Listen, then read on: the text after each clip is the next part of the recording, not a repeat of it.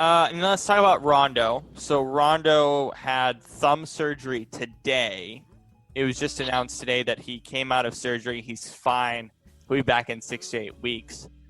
The Lakers without Rondo, and of course we've mentioned how big potentially missing Avery Bradley could be. For these 6 to 8 weeks, Caruso's going to have a lot more on his plate, I imagine, due to Rondo's injury. But how does this affect the Lakers?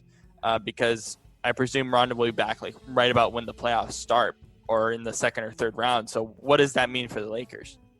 Yeah, that's something I brought up to you that was a real concern to me a couple weeks ago with Avery Bradley not joining the team for the restart. I feel like I've mentioned, he's sort of that key piece as far as the starters go, as far as defensively and being able to space the floor.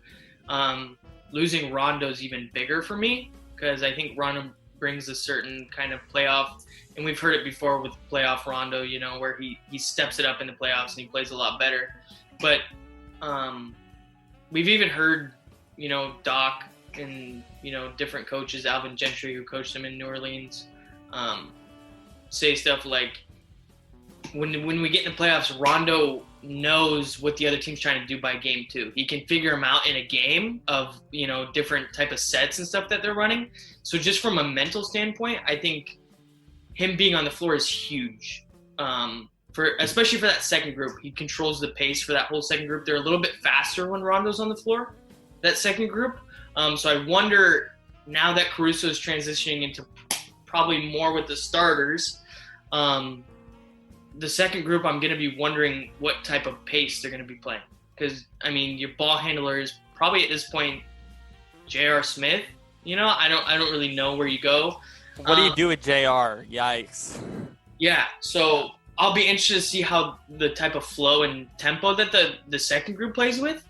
But going back to just what Rondo does for this team from a mental standpoint, it's going to be a huge loss, especially, like I said, with Avery Bradley being out. They really don't have, like, a real point guard that's proven, which to me could really hurt them if they get the wrong matchup in the second round, because I don't think he's going to be back till the third round. So the first round, I think they can overcome that. The second round, depending on who they get, I think it could be a real problem for them. Not to say that they can't overcome that, but I think it'll be a lot more challenging than they think it's going to be. So hopefully Rondo's back for them just in time for it to, really start ramping up and you start to, play some real good teams. Because I've mentioned it to you, and it's still a huge concern of mine, the loss of Avery Bradley. For Frank Vogel and what Avery Bradley does for that team, Rondo wasn't going to be able to provide that shooting anyway. You know what I mean? And the spacing on that first unit. So now you're taking away, to me, the defensive aspect. Caruso's a decent defender, but he's definitely not Rondo or Avery Bradley. And I love Caruso, don't get me wrong, but just asking him to do that much more, I'm a little concerned with the guard position for the Lakers, especially with smaller, quicker guards. Like I said, if they get the wrong matchup, if they somehow run into like Houston with Russell Westbrook at point guard, who guards him? It becomes a real question mark for this team. I'll be interested to see. To me, the biggest thing is the pace of play for the second unit. The bench unit has always been solid for the Lakers, so I wonder what the production looks like there. Last thing I do want to say though about Caruso, I think he's more than willing. We've seen him, close games for the Lakers and be on it in crunch time on the floor for them. But just over like you said, elongated play time, how efficient can he be?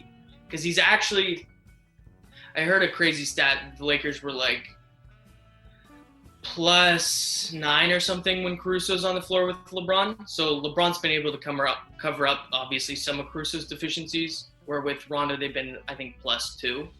So there's a better plus minus for Caruso, but it's in a lot shorter time. So. And then let's also talk to finish out the Lakers. I think it would be important to mention J.R. Smith. To bring him in here, jokes aside, what does he bring to the table from this team that they didn't have before the restart? Kind of like we talked about at the trade deadline, them needing kind of another playmaker.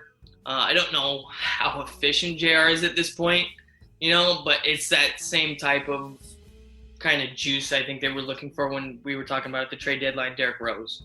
You know what I mean? A guy who can come in and just kind of take over, like I said, ball handling and isolation responsibilities, when LeBron's not on the floor, especially from the guard position. Obviously, a little bit more shooting with JR, a familiarity with LeBron. So, there's a rapport there. I don't expect a whole lot. I think that's what people have to understand is I don't think you can be expecting a lot from JR at this point. So don't expect him to come in and be, like a great isolation player like he's shown in flashes. But if you limit your expectations for him, I think he can handle, the role that I think he's going to be given, because I don't think it's going to be very big.